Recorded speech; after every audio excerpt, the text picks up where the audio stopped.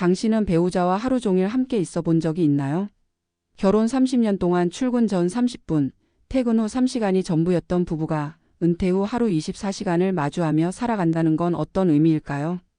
처음엔 여유롭고 낭만적일 거라 생각하지만 현실은 대부분 다릅니다. 통계에 따르면 은퇴 후 부부의 73%가 갈등이 늘었다고 답했습니다.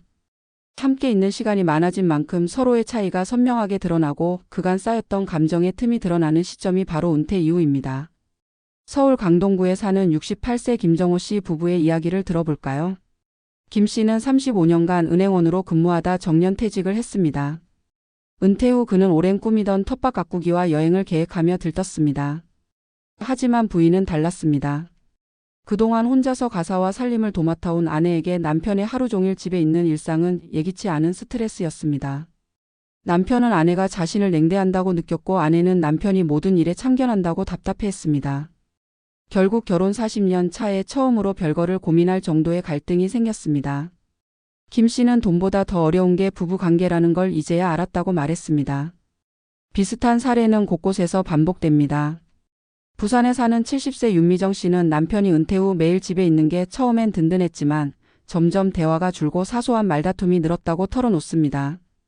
윤 씨 부부는 퇴직 후 6개월 동안 무려 3번이나 가출이 있었습니다. 이유는 단순했습니다. 생활 리듬이 맞지 않았던 겁니다. 남편은 늦게 자고 늦게 일어나는데 아내는 새벽에 일어나 청소를 시작했습니다. 아내는 서로의 시간이 달라지면 대화도 끊어진다고 말했습니다. 전문가들은 은퇴 후 부부 갈등의 본질을 생활 리듬의 충돌과 역할의 재정의 부재에서 찾습니다. 그동안 남편은 직장에서 아내는 가정에서 역할이 분리돼 있었습니다. 하지만 은퇴 후 두 세계가 하나로 합쳐지면 서로의 방식이 부딪히기 시작합니다. 왜 그렇게 설거지를 하냐, 청소 좀 그만해라, 이제 좀 쉬어라 같은 말 속엔 단순한 의견이 아니라 자신이 잃어버린 통제권과 존재감에 대한 갈등이 숨어 있습니다. 또 다른 문제는 경제적 불균형입니다.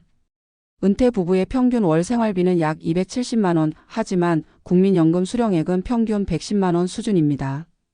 부족한 생활비를 두고 절약하자는 아내와 이럴 때 좀 쓰자는 남편의 입장이 갈리면서 돈 문제가 감정의 뇌관이 됩니다. 실제로 노년 부부 이혼 사유 중 2위가 경제 문제입니다. 한 72세 남성은 퇴직 후 통장을 따로 쓰기 시작했다. 그게 부부 사이의 마지막 균형이었다고 말합니다. 심리적 거리감도 문제입니다. 퇴직 후 많은 남성이 가정 내 소속감을 잃고 우울감을 겪습니다. 반대로 여성은 이제 나도 내 삶을 살겠다는 욕구가 커집니다. 이 지점에서 서로의 기대가 어긋납니다. 아내는 자유를 원하고 남편은 연결을 원합니다. 누군가는 이런 상황을 서로 다른 방향으로 노를 젓는 배라고 표현했습니다. 방향은 다르지만 함께 나아가야 합니다. 그렇다면 어떻게 해야 할까요? 전문가들은 3가지를 조언합니다. 첫째, 서로의 시간과 공간을 존중하는 거리두기입니다. 하루 24시간을 함께하는 대신 각자의 루틴을 유지할 필요가 있습니다. 함께 있지만 따로 있는 시간을 통해 관계가 숨을 쉽니다. 둘째, 역할을 재설정하는 대화입니다. 은퇴 후에도 누군가는 가사를 누군가는 외부 일을 맡는 등 새로운 분담이 필요합니다. 단순히 이건 당신 일, 이건 내 일이 아니라 우리의 생활을 위해 누가 더 잘할 수 있을까를 기준으로 재조정해야 합니다. 셋째, 소통의 기술을 배우는 노력입니다. 나이 들어서 대화법을 배운다는 건 어색할 수 있지만 노년기에는 감정보다 의도를 이해하려는 태도가 중요합니다. 상대가 화내는 이유 뒤에는 대개 불안, 외로움, 두려움이 숨어 있기 때문입니다. 마지막으로 중요한 건 공통의 목표를 다시 세우는 일입니다. 한 조사에 따르면 함께 취미나 봉사활동을 하는 부부는 그렇지 않은 부부보다 결혼 만족도가 2배 이상 높다고 합니다. 은퇴 후의 부부 관계는 이제 생계의 동반자가 아니라 삶의 동반자로 다시 태어나야 합니다. 결국 은퇴는 단순히 직장을 떠나는 사건이 아니라 부부가 새로운 관계로 진화해야 하는 시점입니다. 함께 살아온 시간보다 앞으로 함께할 시간이 더 짧기에 이 시기야말로 서로를 다시 이해해야 할 때입니다. 한 60대 여성은 이런 말을 남겼습니다. 이 사람과 살아온 40년보다 남은 10년이 더 소중하다. 이제야 진짜 부부가 되는 것 같다. 은퇴 부부의 현실은 결코 낭만적이지만은 않습니다. 그러나 함께 마주 본다면 그것은 위기가 아니라 새로운 시작이 될 수 있습니다. 결국 관계는 시간보다 마음으로 유지되는 것이니까요. 은퇴 후 부부의 삶을 들여다보면 겉으로 드러나지 않는 불균형이 곳곳에서 보인다. 오랜 세월 동안 각자의 역할에 익숙해진 부부는 정년퇴직과 함께 서로의 일상 속으로 갑작스럽게 들어가게 된다. 직장에서 쌓은 경력과 지위는 사라지고 집안의 질서와 리듬이 새롭게 재편된다. 이 시점에서 가장 먼저 무너지는 것은 익숙함이다. 남편은 자신이 필요 없는 존재가 된 듯한 허탈함을 느끼고 아내는 하루 종일 함께 있는 배우자의 존재가 낯설고 부담스럽다.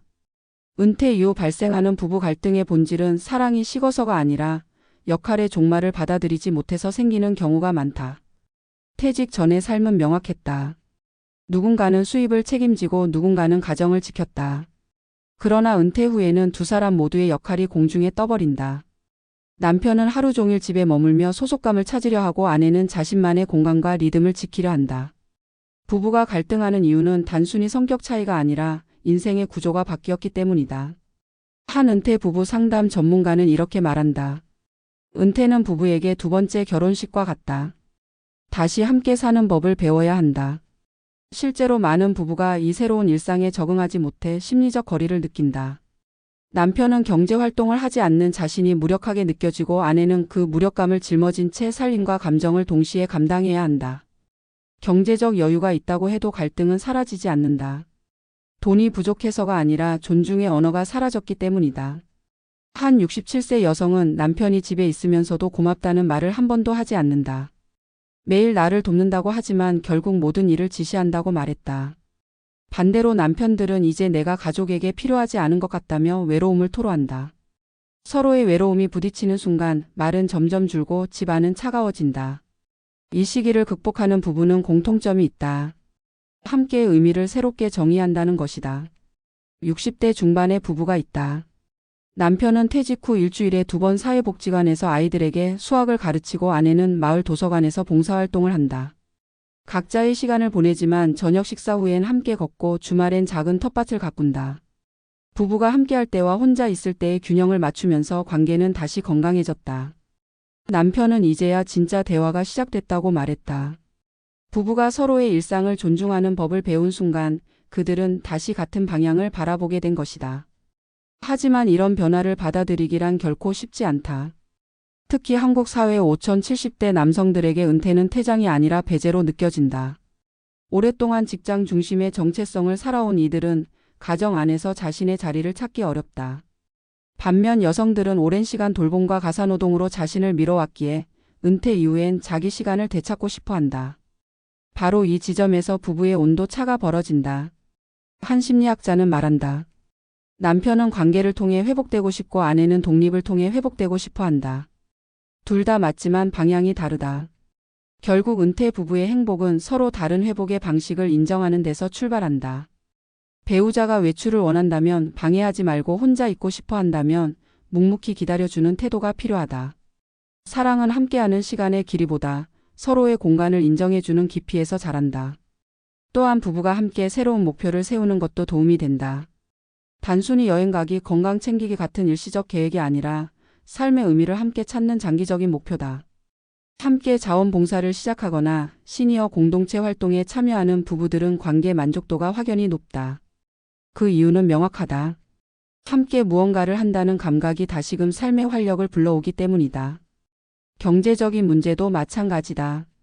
많은 은퇴 부부가 생활비 문제로 다툰다. 하지만 돈의 절대적 액수보다 중요한 건 관리의 방식이다. 한쪽이 일방적으로 결정을 내리는 구조에서는 불만이 쌓인다. 반대로 투명하게 공유하고 함께 계획을 세우면 신뢰가 커진다.